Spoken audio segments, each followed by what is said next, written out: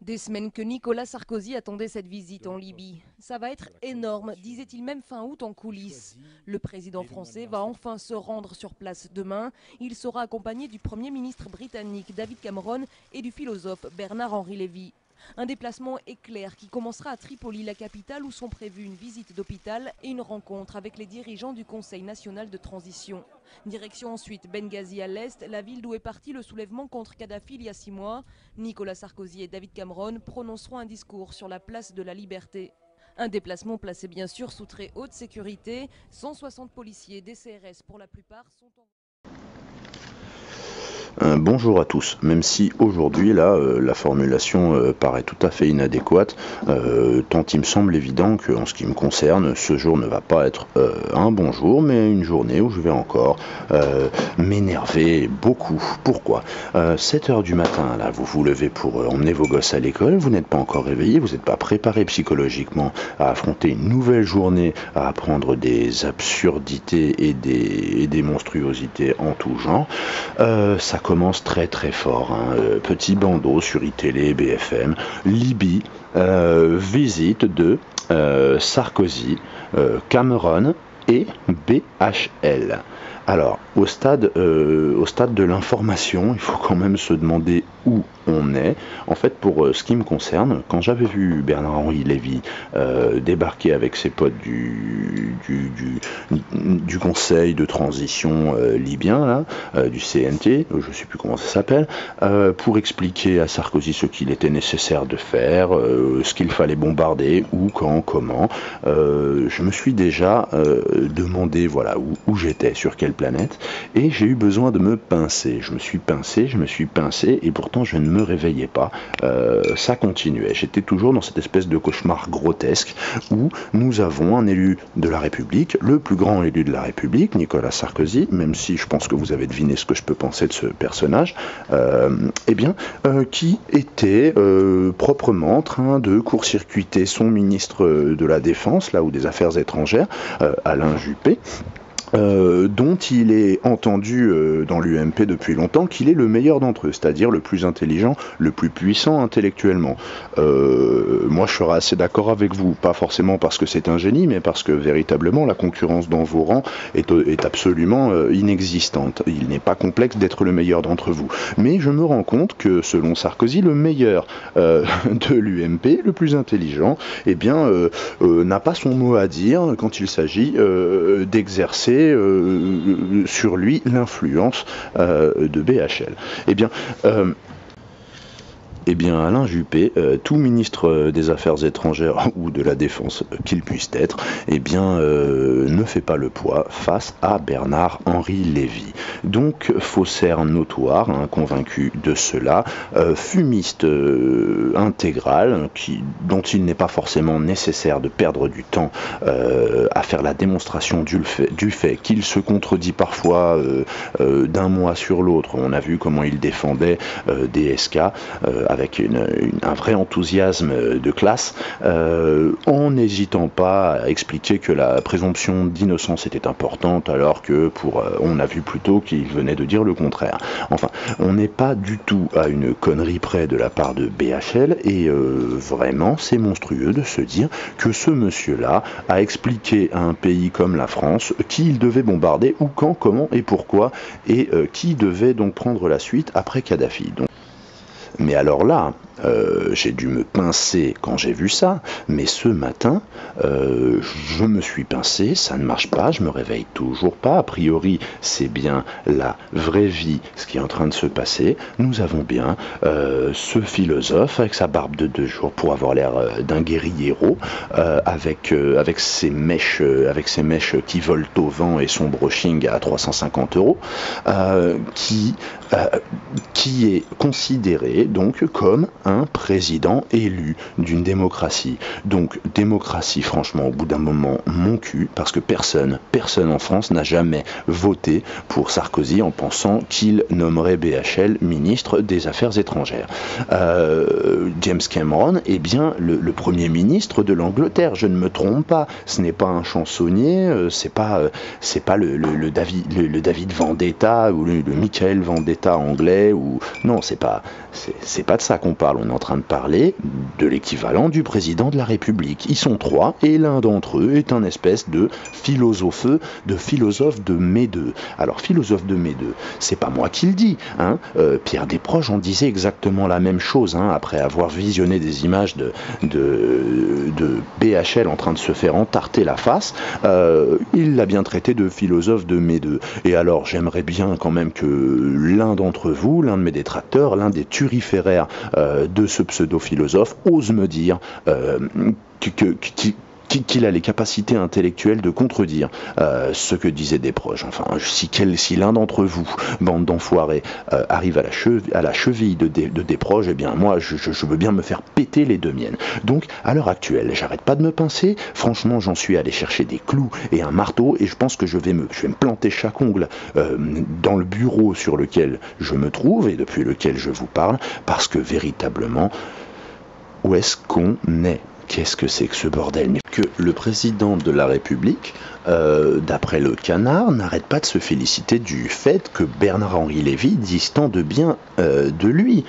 Donc Bernard-Henri Lévy, si vraiment on veut écouter ce qu'on nous en dit, monsieur Bernard-Henri Lévy est un puissant intellectuel, d'accord ? Et Sarkozy est content que ce puissant intellectuel pense du bien de lui. Alors, je tiens juste à rappeler que Sarkozy a déjà exprimé le fait que lui n'aimait pas les intellectuels. C'était avant la campagne présidentielle.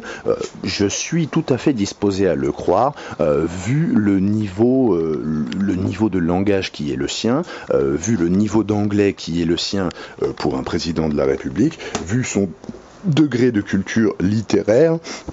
Et le degré de culture littéraire des gens qui l'entourent, de ces porte-flingues qui aiment lire Zadig et Voltaire, etc., etc., eh bien, de ces secrétaires d'État qui, parlant d'un scandale touchant Carlos Ghosn et Renaud, donc quand on lui pose la question, on répond que Renaud a fait de bonnes chansons. Donc voilà, je veux vraiment bien croire que dans la famille de l'UMP, on n'aime pas les intellectuels. Mais alors, quelque part, ça dit quelque chose.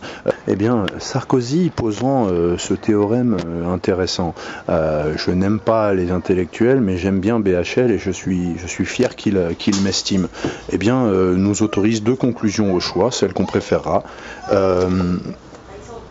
BHL n'est pas un intellectuel, ou BHL est un intellectuel à la portée des gens qui n'aiment pas réfléchir. Voilà, donc c'est intéressant, et à mon niveau, je pense quand même qu'on peut opter pour l'une ou l'autre de ces propositions. La première me semble être la meilleure, surtout à la lumière de, par exemple, le petit cours de vocabulaire qu'il nous donne à nous les crétins, les abrutis, hein, qui sont tellement cons qu'on aurait des leçons à prendre auprès d'un mec qui nous explique que le terme racaille, c'est grave de l'utiliser parce que dans racaille, il y a race. Hein, donc tous ceux qui rigolent déjà parce que ils ont fait un tout petit peu de français à l'école, ils rigolent, et les autres ils vont voir directement dans le dictionnaire et ils se marrent aussi. Ce que je veux dire, c'est que même des gens qui sont quand même tout à fait dans sa mouvance au niveau de leurs idées politiques, on prend par exemple Elisabeth Lévy, qui est quand même pas la dernière à être de parti pris quand elle parle de géopolitique. Ça n'empêche pas Isabelle Lévy de quand même bien relativiser le statut d'intellectuel de Bernard-Henri Lévy. C'est-à-dire que selon elle, il n'a jamais produit un concept philosophique.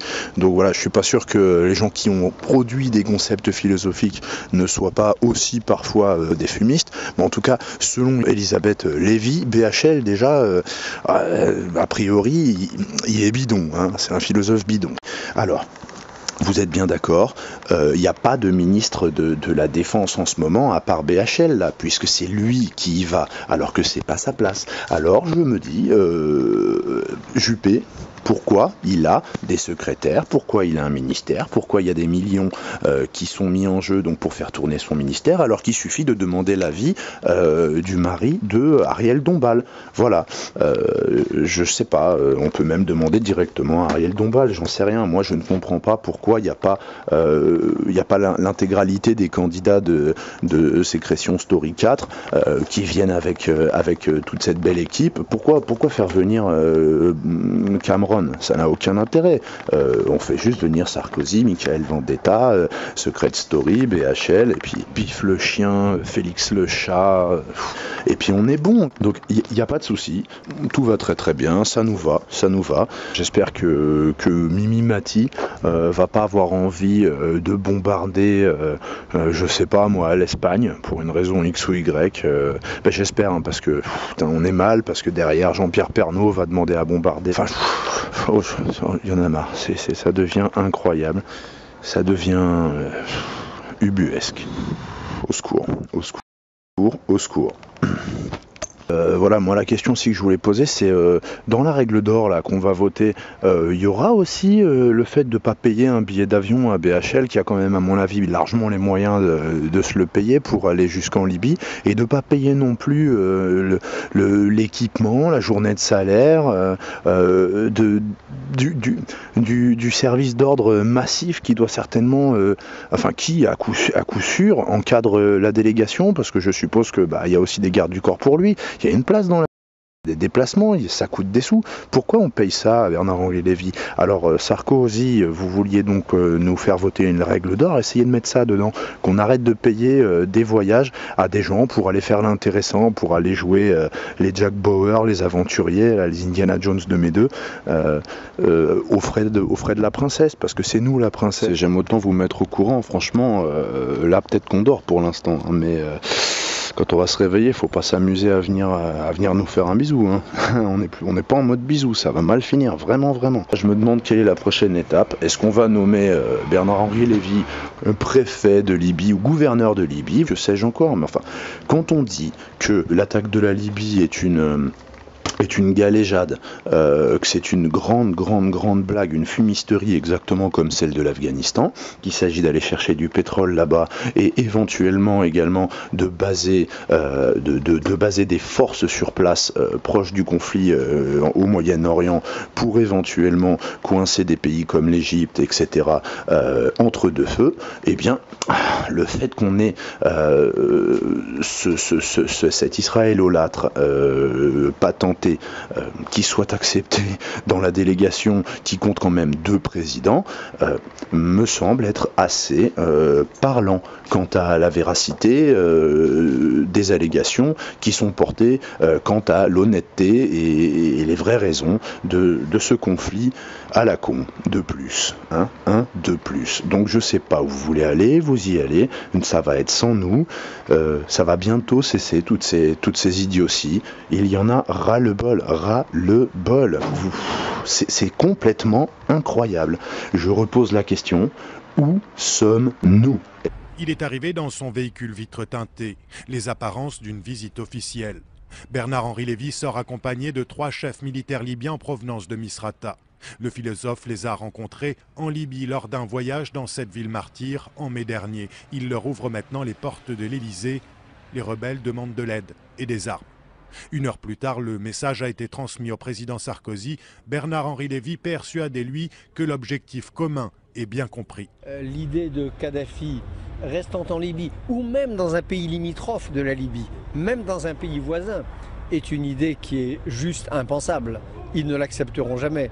Et d'ailleurs, ce n'est pas ce qui se passera. Et je ne pense pas non plus d'ailleurs que cela soit dans l'idée de la coalition et en particulier de la France.